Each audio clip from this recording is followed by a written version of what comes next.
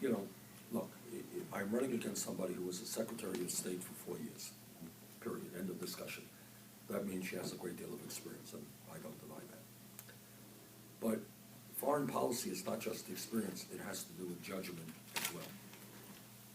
And in many respects, Secretary Clinton and I have very different points of view. The most significant decision made in the recent history of the United States was the war in Iraq. And I listened very carefully to what Bush and Cheney and Rumsfeld had to say.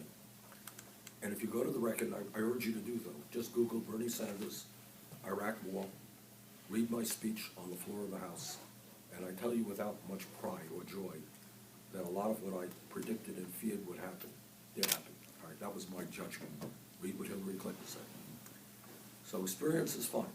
I have been to 50 countries around the world, talked to national leaders all over the world. But I think my judgment about the need to be very cautious about regime change. I know many people talk about being tough and throwing, getting rid of dictators, and that's fine. But you got to be thinking about what happens the day after. I believe very strongly that ISIS has got to be crushed and destroyed.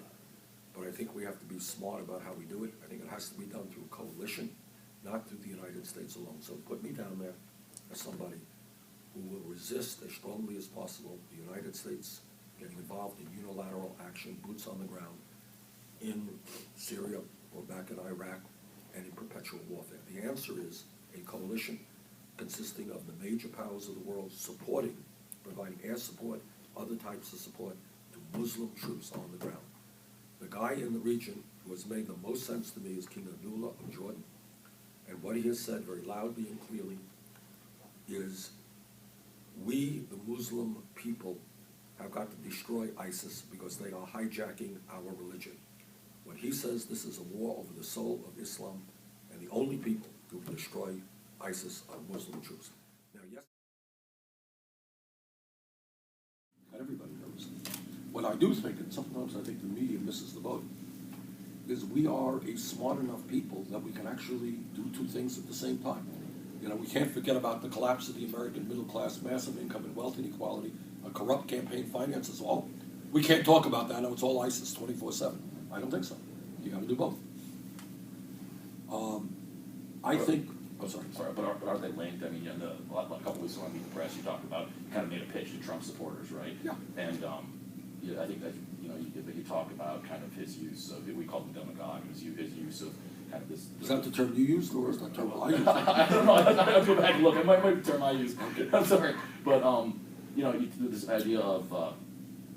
this idea of using fear Yes. to rouse the economic, or as like a manifestation of economic frustration, right? Look, and not only economic. Here's the story. All right. You're 55 years old in the middle of this country somewhere. You may have lost a decent paying job because it went to China. You're working for 2/3 the wages you used to make. Your kid is having a very hard time getting a job, or your kid is saddled with deep debt.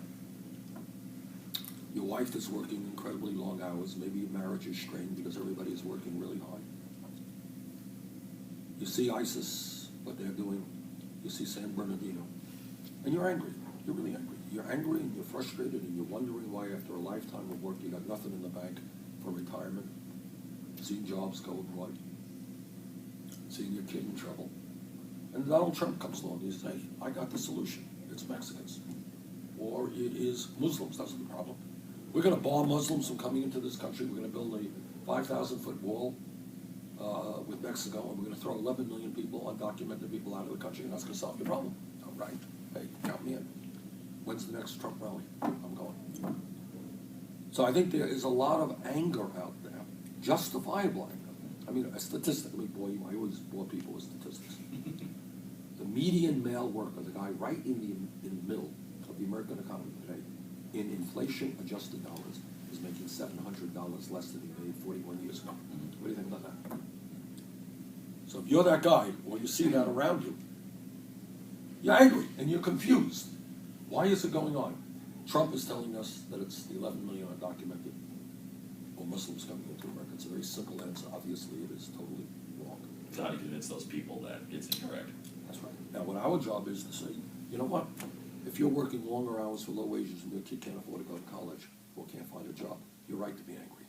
Don't take it out on somebody making $8 an hour who's picking tomatoes in Florida. That's not your end. Take a look at what's going on in Wall Street. Take a look at what's going on in corporate America. Take a look at what our trade policies will be. Take a look at why we have not raised the minimum wage. Take a look at why we're the only major country on earth not to guarantee health care to all people. Let's look at that. So that's the appeal. You know, to me, talking to white working class people, not very difficult. That's who I am. That's what my family is. So, not a big.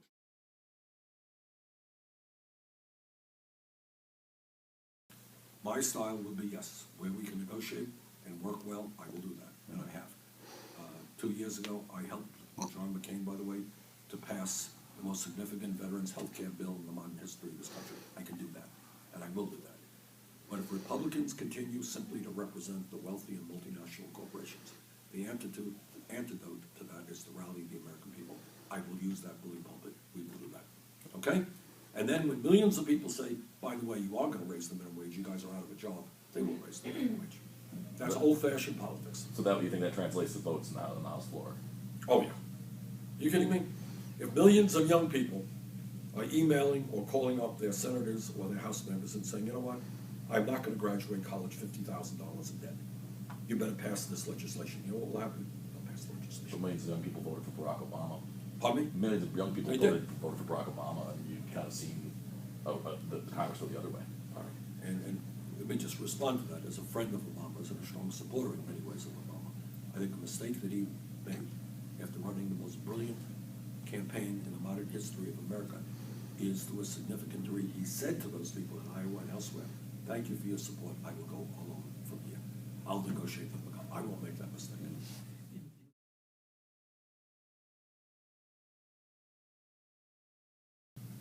What we have now is basically insane. It is unfair to working parents, and it is unfair to little kids. 0 to 4 are the most important years of a human being's life. And we have people making $10 an hour who have no training, who are sitting 2-year-olds in front of TV sets all day long throughout this country. That is awful. So I think what we have got to recognize that when we talk about education, you're not just talking about first grade on up or kindergarten on up. You're talking about childcare as well. This is the year 2015. Women are working. So we need a revolution. We need to have universal childcare. It is an expensive proposition. You know what? It is. But I think it's worth it. I haven't come up with a funding mechanism with it. But my belief is that every working family in this country has the right to know that A, their kid is getting quality childcare, that the workers there are getting decent wages because it's a career and they're well trained, and that that is available to all of our families. I believe that very strongly.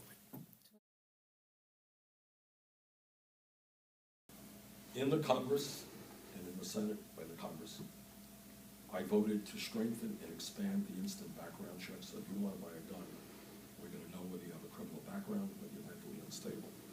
And I think we have to do even more in that area. I voted to eliminate the gun show loophole, which enables you to go outside of the background check and buy a gun. I strongly support doing away with the straw man provisions, which allows people to legally buy guns and then sell them to criminals, and any other reasonable measure. So I think that my record on guns is a short record. And I think coming from a state, a rural state, I think it gives me the opportunity to reach out to people all over this country and create a consensus, which includes much of what I've just said to you. Most people, gun owners or not, NRA members or not, believe that we should expand